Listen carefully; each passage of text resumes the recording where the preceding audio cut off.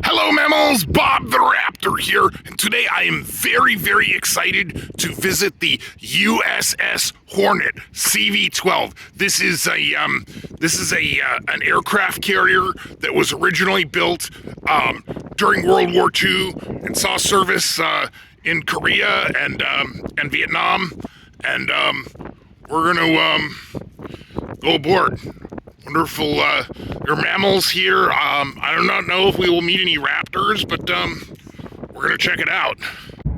One thing that is really interesting about the Hornet is you can see these guns up here.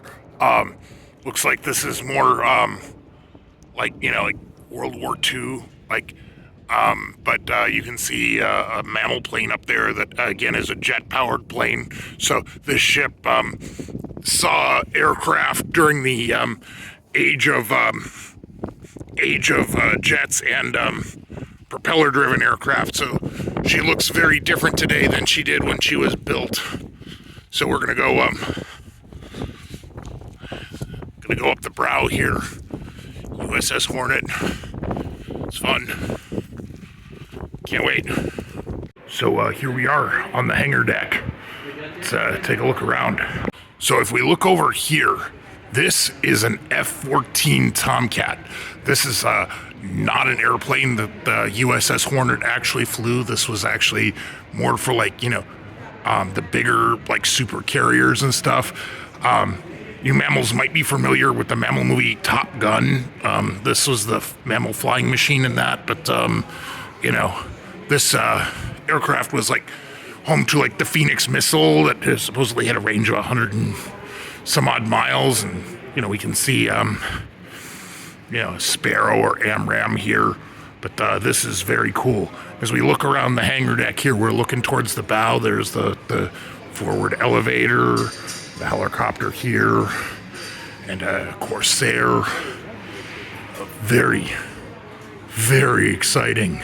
I am so happy to be here. So this airplane here, this is an F-8 Crusader.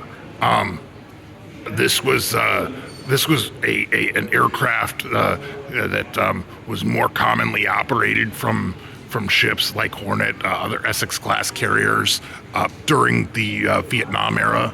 So very, very cool. And if we go over here, there is a cockpit. Maybe we can get in.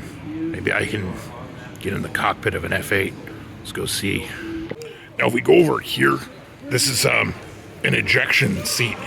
So the pilot mammal be up in the cockpit there of that F-8, and maybe sitting here about so, and as they're flying the plane, and if for whatever reason they need to eject, they would go pull these handles here, and the seat would come out, and the mammal would come out of the airplane vertically, and the pilot mammal would have to parachute to the ground or to the water, but better to save the mammal, even if you have to lose the mammal flying machine. So we are going up here. This is the cockpit for the F-8, kind of like this one over here. So we're gonna see if I can get in the cockpit here.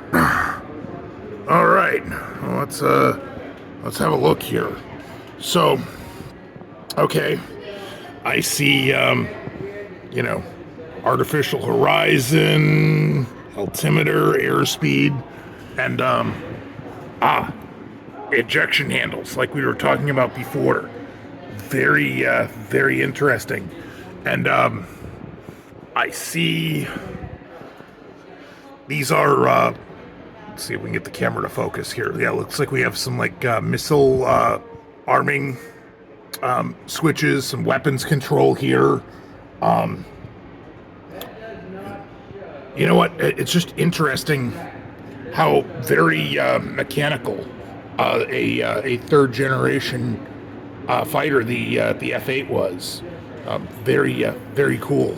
So we are right now in the very forward part of the hangar deck here on the Hornet. And if you look down here, this section here is the forward aircraft elevator.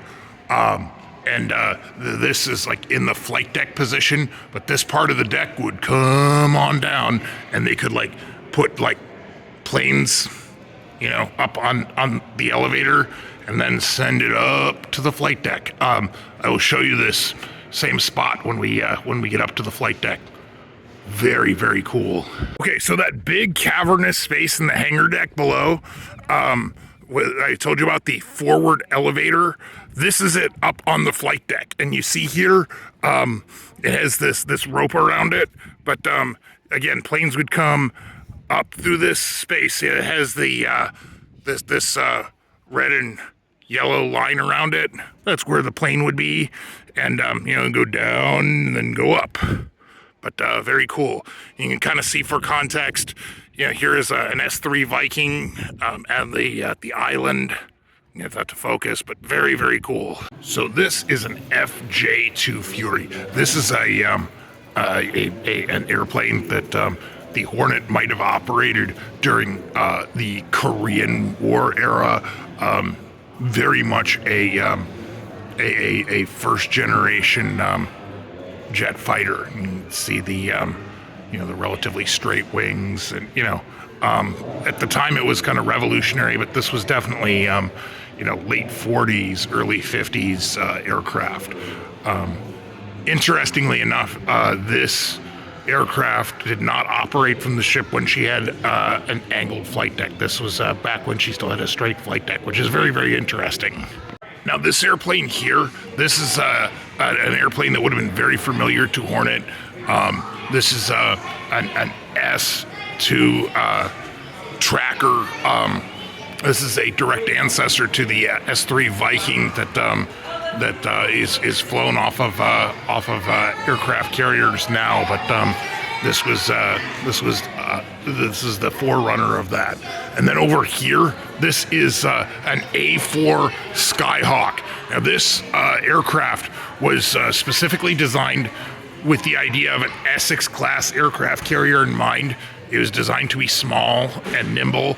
And something else is very interesting. You look at the landing gear here. It's the A4 is kind of tall, so that, you know, it could carry you know, relatively heavy bombs underneath. So you know, very neat. We go over here. This is an SH-3 Sea King helicopter. This is an anti-submarine helicopter used by the Navy, actually up until the early 90s. But again, this would have been familiar to this particular ship, although this particular aircraft is from the Iwo Jima. Very cool. Let's actually take a look. We can actually see inside here. This helicopter would like hunt like submarines or whatnot, or could be used for transport. But you see some anti-submarine equipment in here. Very cool. So over here, this is an Apollo module, and something I did not know until I did this tour. The Hornet was actually the ship that picked up the Apollo 11 command module, like when the Neil Armstrong mammal went to the moon, and he came back. A module like this one splashed down, and it was the Hornet that retrieved the module and the astronaut mammal. So very, very cool. Yeah, and as we go back here, we see some of the aircraft that you might have seen like during the ship's time during World War II. And you know, like this opening here, this is to one of the aircraft elevators too. So you can kind of get a sense of, you know, compared to a bigger fleet carrier, kind of limited, but you know, still very neat. So this here is a Wildcat. This is one of the first aircraft carrier-based aircraft that would have been used in World War II. This was not operated from this particular ship. The previous USS Hornet, CV-8, which was sunk at the Battle of Santa Cruz, flew Wildcats in her career. But by the time CV-12 came online, the Wildcat was already phased out. The Hellcat had already come of age. So very, very cool. Now, and as we go back here, this is back aft. This is the back part of the ship. There is like a machine shop here, and a ladder down to first deck.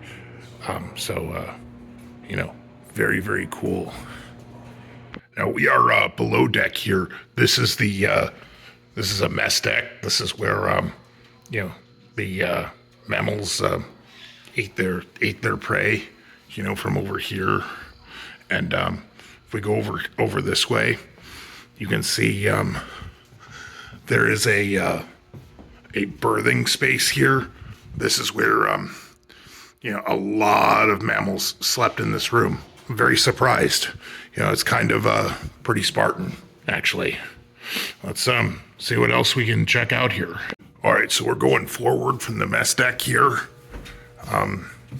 As we go, see some more birthing spaces here. Again, a lot of mammals in a very, very small space. You know, even though the ship looks big, a lot of mammals. Now we are on second deck now. This is a passage down to third deck. Unfortunately, it is not open for us to go see. But all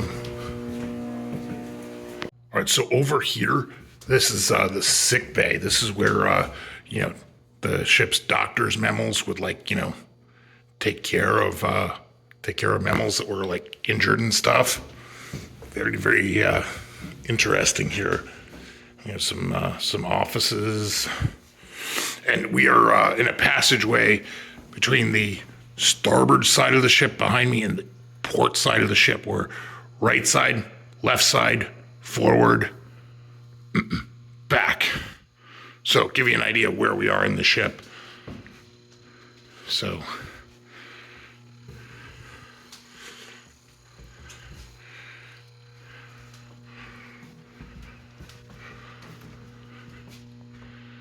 we go in here. This is a briefing room where pilot mammals were, like, briefed on their missions. Again, we're down here on second deck, about midships. This is very interesting. So this is the ward room. This is where the officer mammals ate their meals, you know, there is a mess deck behind, similar to the other one, that you would make the prey for the officer mammals. So this is very cool. And over here, this is a stateroom for 2 junior officer mammals, like ensigns or like lieutenant mammals would be here. You can see they have, like, you know, they have a lot more space than like the other mammals back aft, but you know, still not a lot of space. So over here, this is forward steering. So the very nice tour mammal let us in here. This is not typically allowed to be, but so we have a radar repeater here. This part of the ship is at the very, very front of the ship. This is where you would go if, like, the island, which we will get to in a minute, is damaged. Like, you know, you have another place to steer the ship from. And you can see, instead of having, like, the nice, big, beautiful bridge windows, like, you have these portals here. Let's see if we can get the camera to adjust. Yep. And you can see, like, this is, like, right over top of us. This is the flight deck. So we are one level down. Now, when this ship was in World War II, it had an open bow. So this did not exist until the Vietnam era. So very, very interesting. And again, boy, I'd really like to thank the very nice mammals at the Hornet Sea and Space Museum. Very, very nice. So I think what we're gonna do now, we've been to the hangar deck. We have been to the second deck down below the hangar deck. Now it's on to the flight deck. Okay, so this is where the anchor chain is. This is behind forward steering. We're gonna go down here. Okay, so we are over here on the port side of the ship, and this here, it just looks like, oh, just a metal circle, right? No, this actually when the ship was in its World War II configuration, had a quad 40 Bofors mount here that was removed during Vietnam. Again, a very extensive rebuild when we went, as I said, from the age of propeller aircraft to jet aircraft. But here, this is a 5-inch mount. I guess this is more used for like anti-surface work, which is almost superfluous, almost a contradiction in terms on an aircraft carrier. But I'm very surprised that she retained this mount during a Vietnam configuration. So we're going back aft here, and oh, I am just so excited. So the S3 Viking here, this is an anti-submarine plane. It is hooked up to the catapult now. There was a cylinder underneath here that connected to the airplane's wheel. It went all the way down to the end of the flight deck and gave the airplane enough speed to get into the air, because you can see here, this is not a lot of space. You know, normal airplanes, especially jet airplanes, need like a big long runway, longer than this entire ship actually, to get into the air. So yeah, this is very, very neat to see that mechanism. So while we are waiting for our guided tour to get up to the island and I hope into the machinery spaces, we have some time to kill, so I'm going to get some prey here on the hangar deck. I got a pastrami sandwich and some life-giving Coke Zero. Say hi, Joe. Hi, Bob. Joe, how are you enjoying the tour? Bob, I have never seen you go full nerd like this before. I mean, you've gone nerd before, but this is just crazy. Yeah, it is awesome, isn't it, Joe? Uh-huh. Awesome, Bob. I'm just gonna get some meat now.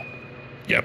So we are up here in Pry Fly. This is where the Air Boss mammal would sit, and you can look out here. Let's see if we can get the camera to focus. This is we're looking back aft. This is where the mammal planes would come in and land. You know, the Air Boss mammal was responsible for all of the planes on the deck, all of the mammals on the deck, and every aircraft within 5 miles of the ship. So you can look, like, see, here's the angled flight deck, and then, you know, we look over here at the bow, so you kind of get a sense of where we are. And you know, this is a big deal. And I am just told that during World War II, the Air Boss mammal was actually third in command of the ship, which I did not know. I would have assumed that would have been like, you know, the operations officer mammal, or maybe you know, maybe chief engineer. Like, Air Boss is it's a very, very important job on an aircraft carrier. So anyway, I think what we're gonna do now, we are gonna move elsewhere in the island. I think we're gonna go to the navigation area next. So let's go check it out. So this is the captain's bridge. The captain mammal would be up here. As you can see, get the camera to focus. You can see a good view of the flight deck. The captain mammal, you know, would go back here. This is you know, this is where you would con the ship from. And again, when the ship was built, this whole area, this was open. And obviously the captain mammal did not like it, you know, if it is like cold or rainy or something. So later on in the ship's career, this structure was built around the bridge, you know, thus enclosing it. So very useful. And this is where you would you know, the ship would be, the Captain Mammal's battle station would be. So very, very interesting. Well, that was an amazing visit to USS Hornet. If you are ever out in Alameda, I would strongly suggest that you visit the USS Hornet. There's so much more that I just cannot show you.